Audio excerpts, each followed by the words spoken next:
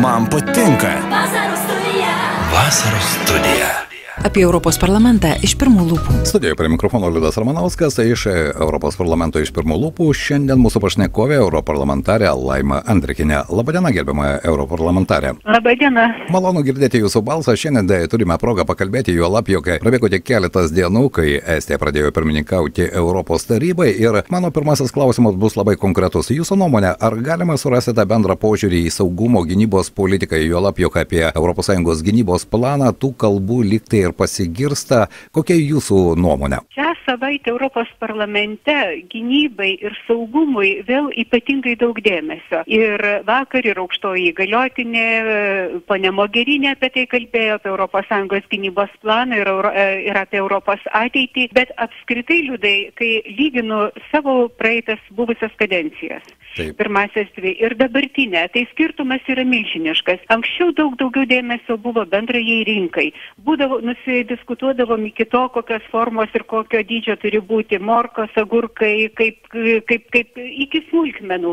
O dabar, aš sakyčiau, yra iš tikrųjų labai rimti dalykai ir neatsitiktinai.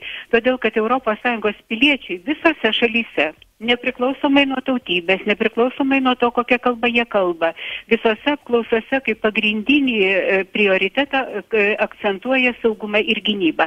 Tai atitinkamai ir Europos parlamentas tam gerokai daugiau dėmesio skiria. Ir aš tik tai pastebiu, kad Lietuvoje aš tokių nuotaikų kol kas negirdėjau. Bet kitose ES valstybėse narėse, ypatingai kairieji politikai, tokie kraštutiniai kairieji ir kraštutiniai dešinieji, ima kalbėti apie tai, kad ES ginkluojasi, ES militarizuojasi ir žodžiu, kad čia yra didysis blogis ir panašiai. O tuo tarpu realybė yra tokia, gyvenam iš tikrųjų kitokiame pasaulyje negu anksčiau. Ir mūsų sienos yra neapsaugotas ir nematyti tos, gyventi kaip stručiai sukišę galvas į smėlį, mes iš tikrųjų negalime. Todėl mes stipriname Europos gynybos dalį NATO visoje struktūroje, niekaip nesupriešindami ES ir NATO gynybos. Plepalai yra tai, kad neva NATO generolai pasisako prieš ES gynybos struktūros stiprinimą.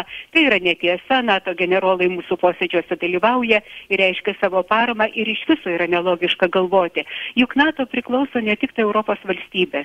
NATO tai ir Jungtinės valstijos, NATO tai ir Kanada, ir Turkija.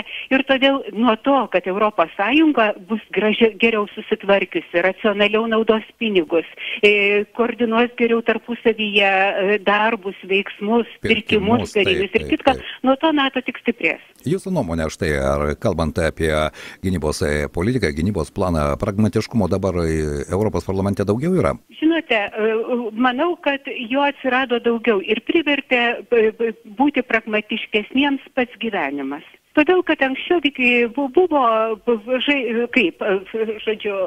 šūkiai apie tai, kad 2 procentus bendrojo vidaus produkto mes turime skirti NATO. Tai iš tikrųjų nebuvo vykdoma. Mes nekreipiame dėmesį į daugelį dalykų. Ir pavyzdžiui, aš nežinau, ar jūsų radijo klausytojams tai yra žinoma, bet manau, kad jie turėtų tai žinoti. Visas ES biudžetas 2015 metais, kai visos šalys narės sudeda į bendrą piniginę po 1 procentą bendrųjų nacionalinių pajamų, buvo 143 milijardai eurų. O gynybai tais pačiais metais 28 valstybėse narėse mes išleidome 203 milijardus eurų. ES bendroji piniginiai visiems reikalam 143 milijardai, gynybos išlaidos 203 milijardai. Ir pagaliau atėjo laikas pamatyti, kad daugelis mūsų tų išlaidų daromų gynybai yra dubliuojamės vieni kitus. Nusiperkam ne pačius geriausius dalykus, kuriais galėtumėm naudotis ne pačius moderniausius vietoj to, kad tarpusavį pasiskirstyti. Pirki moderniausius, bet viena valstybė pirks vieną, kita. Bet aišku, kai jeigu reikalas bus, mums reikės tarpusavį koordinuotis.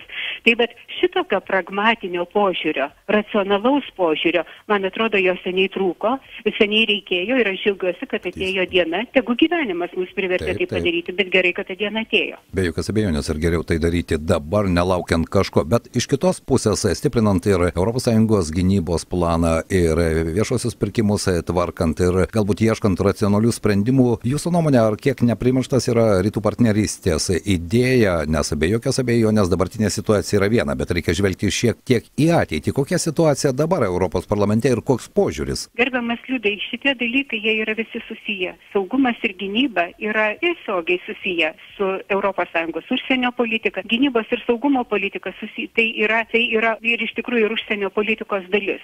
Ir Estijos pirmininkavimo metu, kaip jūs sakėte, Estija pradėjo pirmininkauti ES.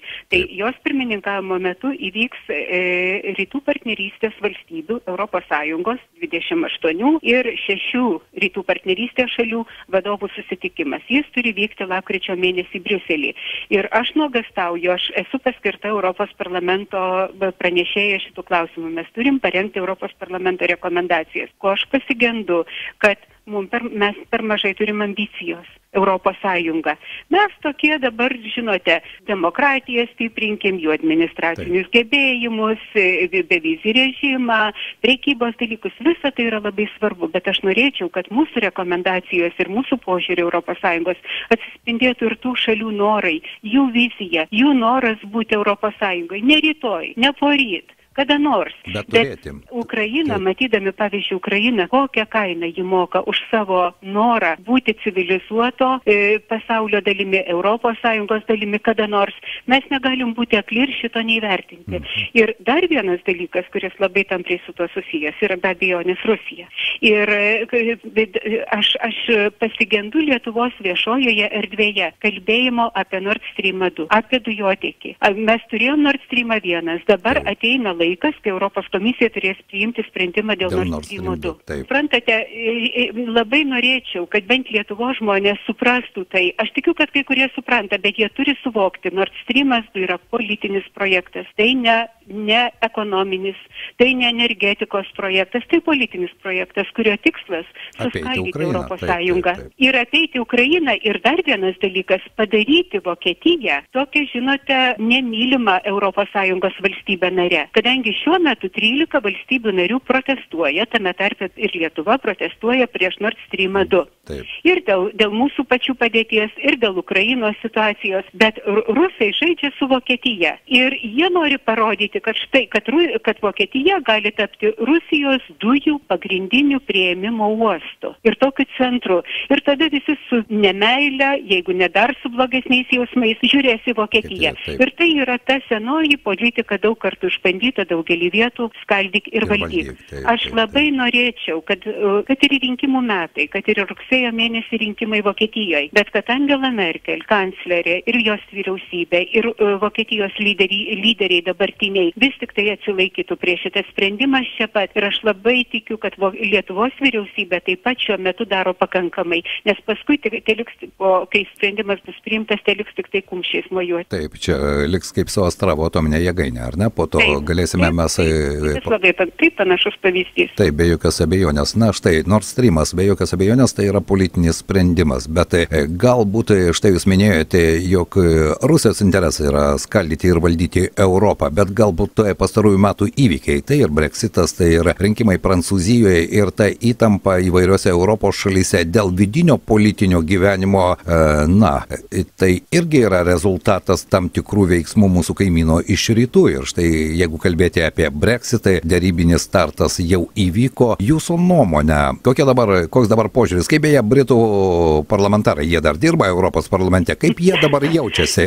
Dirba liūdai parlamentarai ir, žinote, dalis jų juk pirmąją kadenciją, mano, nuo 2004 iki 2009, kai Lietuva 4-aisiais, kai įstojo į Europos Sąjungą. Britų konservatoriai, mes su jais buvome vienoje frakcijoje. Ir kai jie išėjo 2009 metais, man jų labai trūko ir tebetrūksta toj frakcijai. Tai jeigu Britai išeis iš Europos parlamento, nebejotinai, jie turi savo požiūrį, bet to požiūrio bendrame chore ir jų argumentų, jų labai reikia.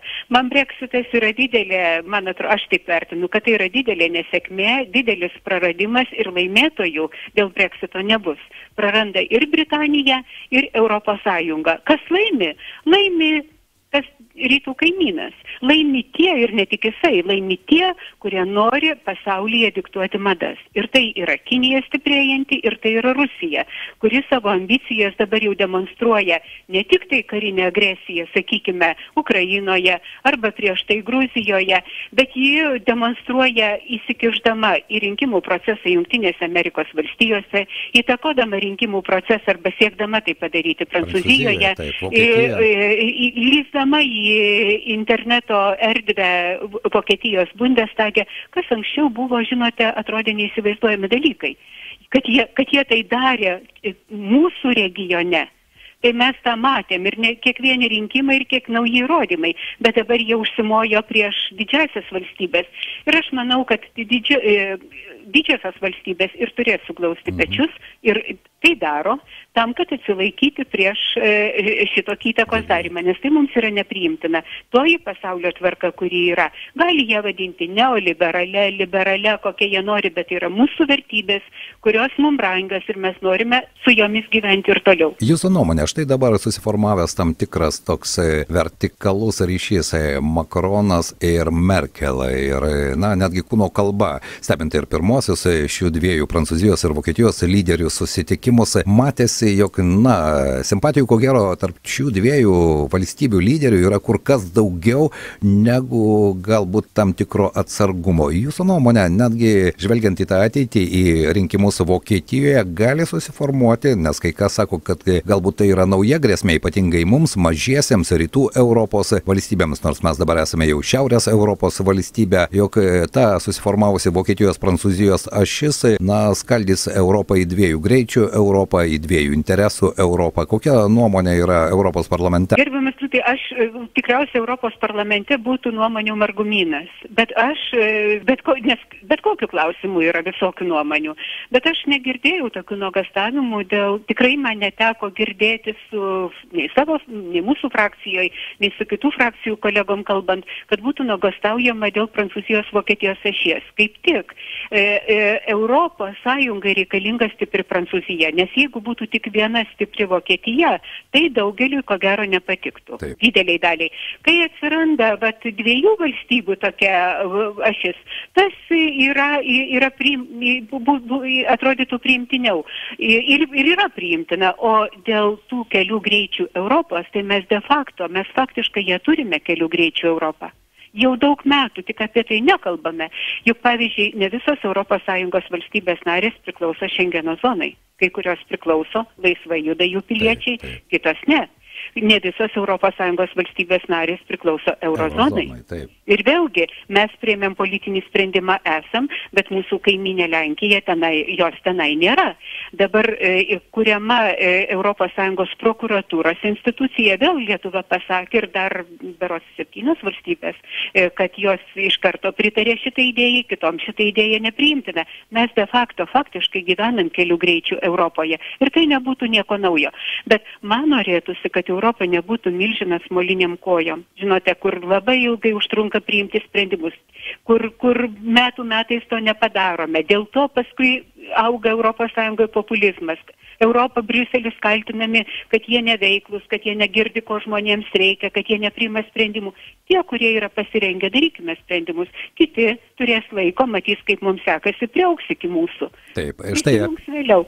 Aš norėčiau mūsų pokalbio pabaigoje paklausti vis dėlto nuo Liepos 1 dienos.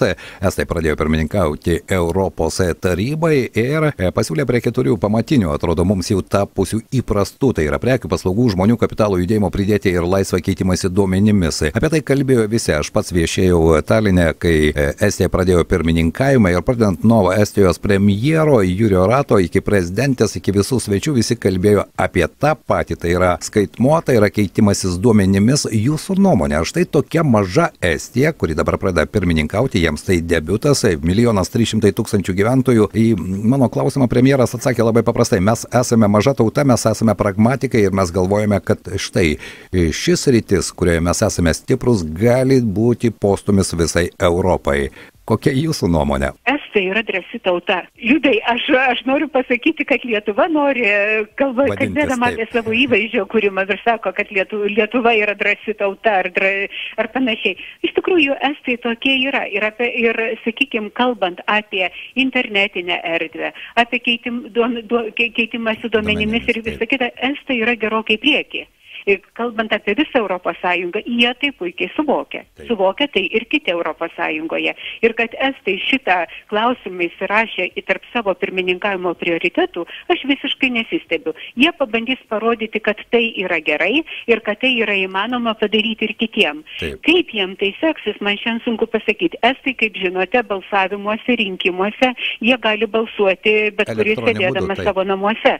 Tiesa, internetu. O kai kurios Europos Sąjungos kitos valstybės narės, kurios buvo įsivedę tokią tvarką, dabar, kai, pavyzdžiui, praėjusiais metais grįžo atgal, atsisakė šito balsavimo internetu ir grįžo prie biuletenių skaičiavimo rankomis. Kaip tas pavyks, aš nežinau. Linkėčiau jiems sėkmės, nors nerimo kirminas vis tiek aš jį irgi turiu ir žinodama ir šiuolaikinės technologijas, ir galimybės, ir hakerių galimybės, ir tai, kas vyko Jungtinėse Amerikos valstijose ir kitur, jeigu man reikėtų priimti sprendimą. Aš dar nežinau, kaip aš balsuočiau. Na ir galbūt neatsitiktinai yra Žanas Klodas Junkeris, Europos komisijos pirmininkas, spaudos konferenciją, aš pats mačiau, sako, aš neturiu išmanaus telefono. Na, tai buvo galbūt toks retorinis atsakymas į Estų iniciatyvą, bet, žinot, mane nustebino, jūs teisingai pastebėjote, Estai yra drąsūs ir jie drąsiai tą daro, nebijodami, nelaukdami, jie sako, mes iš tikrųjų sugebėsime įrodyti, kad sistema gali veikti saugiai. Na, čia ilgas pokalbis, aš tikiuosi, kad kada nors mes apie tai dar padiskutuosime. Na, o šiandien noriu padėkoti mūsų pašnekoviai, europarlamentarai Laimai Andrikiniai. Man buvo įdomu girdėti jūsų balsą, jūsų nuomonę vieno ar kito aktualių klausimų. Juolab, kad šių metų vasarą ir ruduo yra įtemptas. Rytoj štai Jungtinių Amerikos valstijų prezidentas čia pat Varšuvoje, rugsėjai prasideda Zapatai, pratybos čia pat, pietų Lietuvoje mes tiesiog, ko gero, netgi per sieną jausime visą tą virpulį. Norisi palinkėti, kad nebūtų įvairių provokacijų, bet įtampa iš tikrųjų net slūgsta ir to tikrumo ir saugumo jausmo reikia visiems, ko gero, ar ne? Neabejotinai. Ir Liudai, kadangi mes kalbamės valstybės dienos išvakarėse, aš labai noriu pasinaudoti šitą progą, jeigu man leisit, ir pasveikinti dzūkus, jūsų radijo klausytojus su valstybės diena. Rytoj Lietuvoje nedarbo diena. Žinau, kad švesite, giedos Lietuva, lietuviai valstybės himną, tautinę giesmę. Man rytoj Strasbūre plenarinė sesija, darbo diena. Bet kai vis tiek, kai ir dirbsiu, širdyje bus šventė. Tai su švente ir linkiu visiems dzūkams ištvermės ir ištverti visas negandas, kokios jos bebūtų, ir visus iššūkius priimti drąsiai ir didelės sėkmės jums visiems. Ačiū jums ir aš tikiuosi, kad rytoj vis dėlto surasti ir Strasbūre po Europos parlamento sesijos vietą ir laiką sugiedoti mūsų himną. Nebent pakeliu į oro uostą, visi truktelėsim autobuse. Nors ir taip. Ačiū jums. Dėkui. Ačiū, Liudai. Ačiū. Tai buvo mūsų pašnekovė, europarlamentarė Laima Andrikinė. Europos parlamentas iš pirmų lūpų.